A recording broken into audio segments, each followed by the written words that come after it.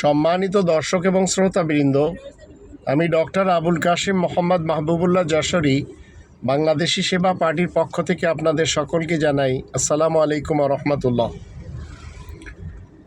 কোরআনের প্রথম সূরা ফাতিহা, এর ভিতরে রয়েছে 7টি আয়াত।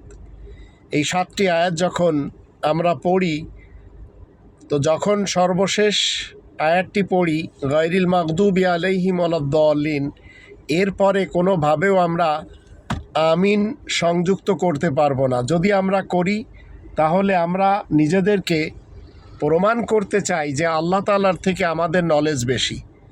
কারণ আমিন যদি দরকার পড়তো তাহলে আল্লাহ তো নিজেই এখানে বসিয়ে দিতেন।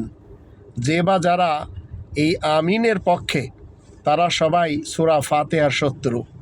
তবে মসজিদুল হারামে 5 নম্বর সূরা আল মাইদার 2 নম্বর আয়াত মতে সেখানে আমিন পড়তে হবে। আমিন যখন ইমাম গায়রিল মাগদুবি আলাইহিম ওয়ালাদ-দাল্লিন বলবে, সে নিজেও পড়বে এবং সকল শ্রোতারাও পড়বে। আল্লাহ আমাদের বুঝার তৌফিক দান করুন।